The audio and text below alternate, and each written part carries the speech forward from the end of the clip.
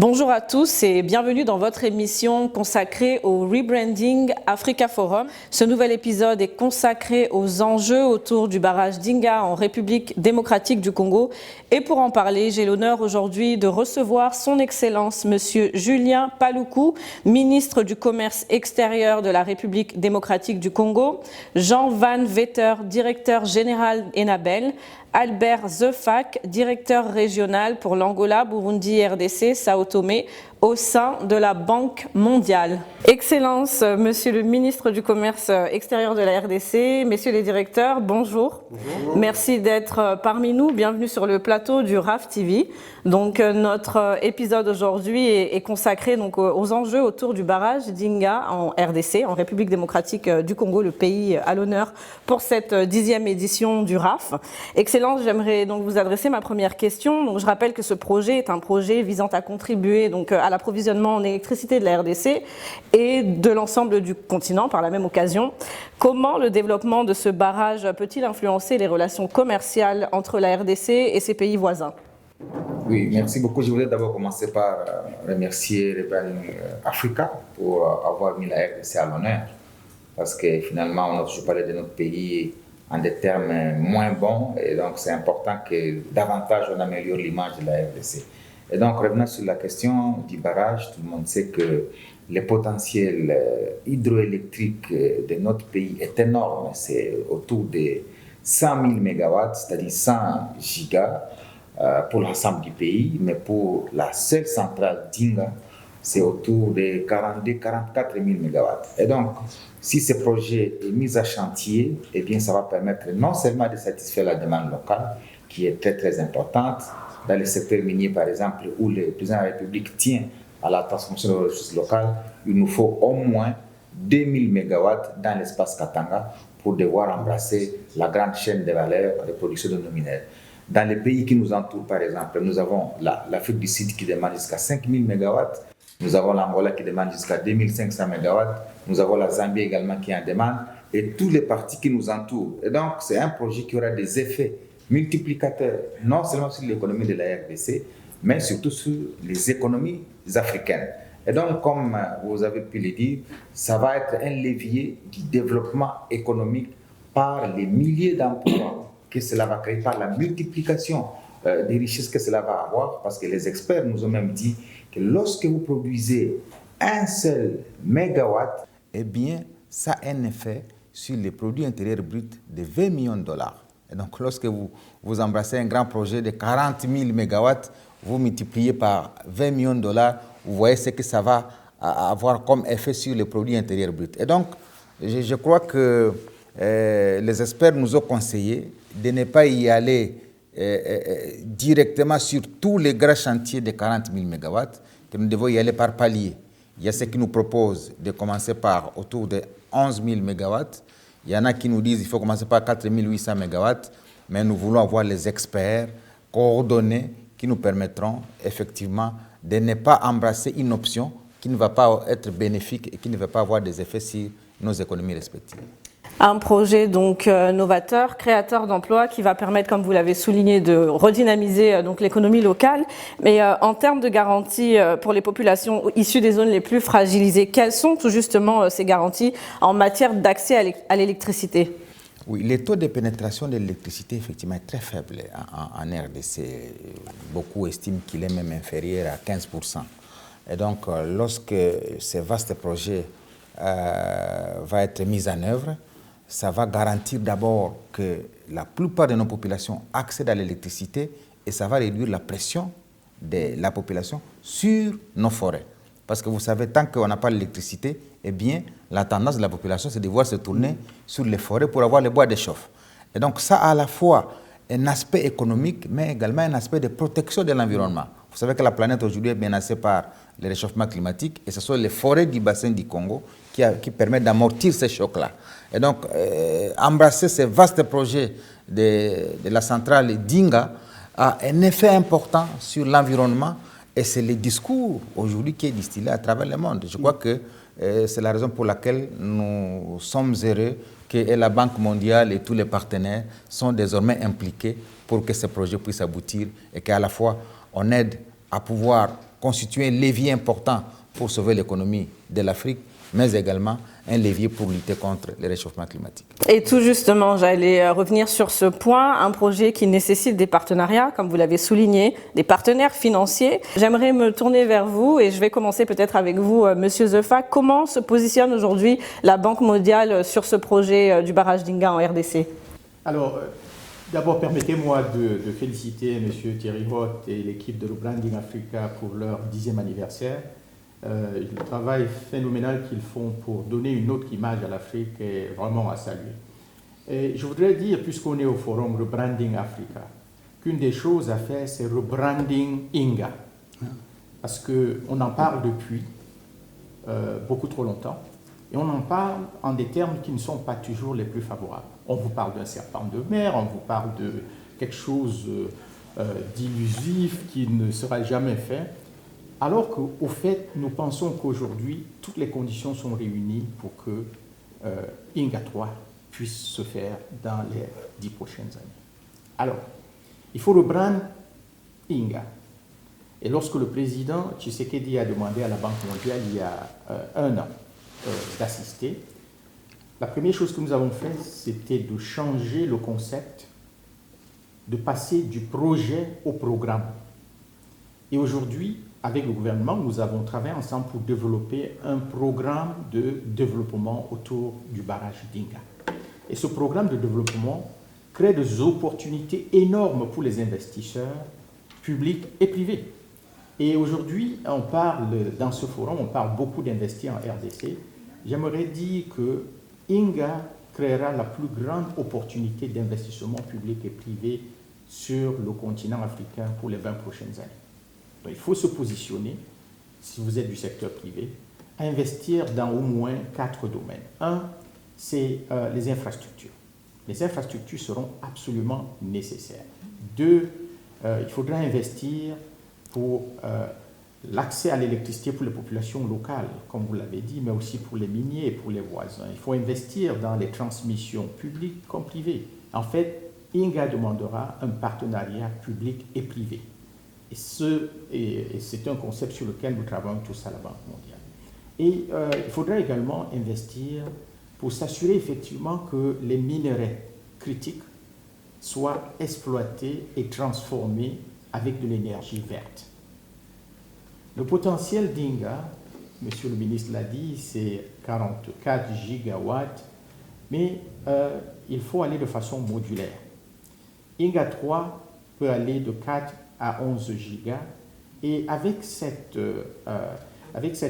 énergie, on peut promouvoir l'industrialisation de la RDC, on peut booster l'accès à l'électricité, et je crois que l'ambition de passer le taux d'accès à l'électricité d'autour de 20% à 60% est louable. Et c'est ça, et c'est l'ambition du gouvernement, et nous sommes positionnés pour travailler avec eux. Il faut également se dire que pour que Inga se réalise, pour que ce programme de développement se réalise, et se réalise différemment, il faut investir dans les populations locales. Et voilà pourquoi la Banque mondiale a conçu un programme de développement local dans la province du Congo central qui, dès l'année prochaine, va commencer à faire des résultats, où on va investir dans l'éducation, dans la formation professionnelle pour préparer les populations aux métiers que créera le barrage. Il faut investir dans la formation, il faut investir dans l'urbanisation dans le Congo central. Ça demandera beaucoup de logements pour tous ceux qui vont travailler sur le barrage. Ça demandera beaucoup plus d'électricité pour les populations locales. Donc, voilà ce que la Banque mondiale est en train de faire. Et la façon dont nous pensons au programme de développement Inga, c'est qu'il faut tout de suite commencer à préparer le pays pour le projet. En même temps qu'on prépare le projet pour le pays. Voilà comment nous pensons à cela. Et je crois que la Banque mondiale est parfaitement alignée avec le gouvernement pour lancer dès maintenant les programmes de développement local pendant qu'on termine les études techniques qui vont nous permettre de démarrer la construction du barrage dans un avenir proche. Nous sommes très heureux de dire que la Banque mondiale aujourd'hui a déjà financé l'étude d'option qui va nous permettre de déterminer exactement la demande bancable, qui va permettre de déterminer aussi, de façon plus technique et claire, la taille de INGA 3. Nous avons aussi nous sommes en train de préparer à la Banque mondiale un projet d'$1 milliard sur les 10 prochaines années qui va financer les études techniques, qui va accompagner le pays dans la mise en œuvre de ce grand programme. Donc la Banque mondiale positionnée dans la définition de ce programme de développement que vous avez présenté un peu dans le détail, et la Banque mondiale accompagne donc l'investissement pour tout ce qui est réalisation des études techniques liées relatives à ce projet. Monsieur Jean Van Vetter, je me tourne vers vous et je vous retourne la question. Comment se positionne Enabel sur ce projet du barrage d'Inga? Mais tout d'abord, merci aussi pour l'invitation à ce 10e anniversaire de Rebranding Africa. Et je rejoins mes deux collègues ici pour féliciter Thierry Hott et l'initiative. Et on est ravis, en tant qu'Enable, d'être partenaire. Enable travaille au RDC depuis de nombreuses années, sur 10 provinces, dans de nombreux secteurs. On n'est actuellement pas encore directement impliqué sur le projet INGA. Dans le passé, on a financé des études, mais on est très intéressé de s'y impliquer. Et je fais écho à ce que mes deux collègues mentionnaient, notamment Monsieur le ministre et le directeur de la Banque mondiale. C'est plus qu'un accès à l'électricité. L'électricité est important. Il y a 600 millions de personnes en Afrique qui n'ont pas accès à l'électricité. Et donc, développer ce genre de projet avec de l'énergie renouvelable ou l'énergie propre est extrêmement important. Mais le projet va au-delà de l'accès à l'électricité. C'est toute l'industrialisation, la chaîne minière et le bien-être des populations locales. Et nous, en tant qu'Enable, on a une présence très forte en partenariat avec différentes provinces. On a beaucoup de programmes autour de la formation professionnelle, de l'éducation, et je pense qu'on peut participer à ces différents volets du projet. Je fais écho à ce que disait M.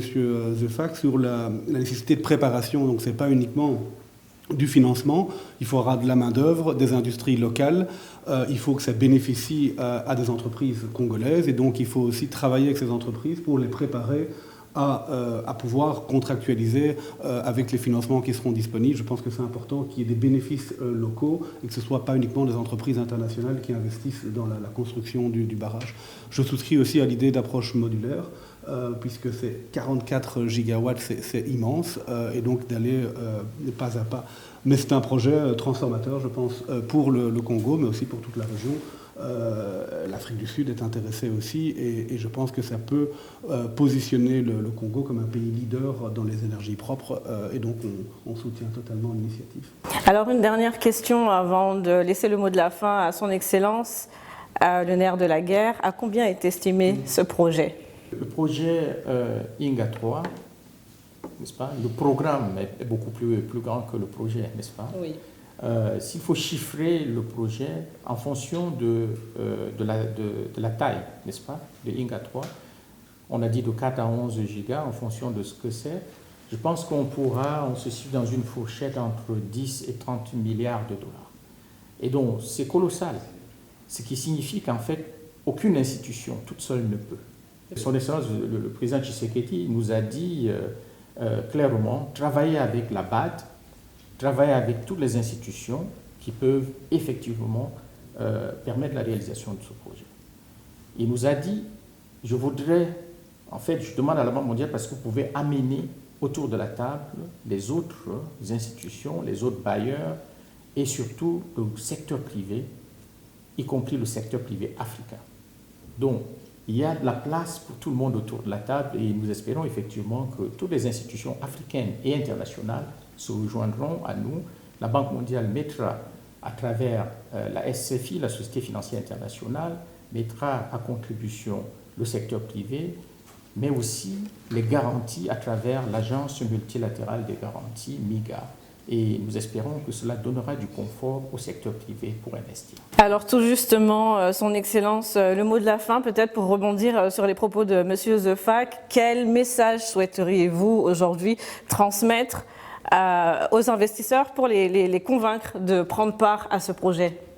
Le message important de Son Excellence, Monsieur le Président de la République, qu'il adresse toujours aux partenaires, qu'il s'agisse des partenaires nationaux ou internationaux, c'est de dire que la République démocratique du Congo est une terre d'opportunités. Imaginez-vous le projet INGA, qui a dépassé le stade d'être projet, il l'a inscrit comme un programme. C'est-à-dire, au-delà de percevoir le simple fait de la production de l'électricité, il faut qu'on voit autour de la production de l'électricité la série d'infrastructures à construire.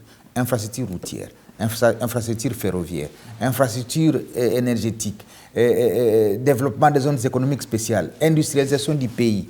Donc c'est autant d'opportunités qu'offre ce vaste projet du barrage Dinga, et vous avez suivi, la Banque mondiale estimait cela à 30 milliards. Et lorsqu'on voit la capacité de retour sur investissement, lorsqu'on investit dans ce secteur, eh bien, il est possible que les investisseurs aient un retour sur investissement le plus rapide possible parce que les besoins sont énormes et la demande est très forte en matière d'électricité. Et donc, je crois que la RDC, comme je l'ai souvent dit, l'image qui est vendue souvent à l'extérieur n'est pas celle qui est réelle sur le terrain. Il y a une perception émotionnelle qu'on colle à la RDC et nous avons l'obligation de restituer la perception qui est réelle, que nous partageons largement avec le monde entier pour que désormais nous soyons la meilleure destination des investissements, aussi bien étrangers que nationaux, pour booster l'ensemble du développement du continent. Merci, Excellence, pour tous ces éclairages. Merci à vous, messieurs. Et quant à vous qui nous suivez, rendez-vous pour un prochain épisode du RAF TV. À très vite.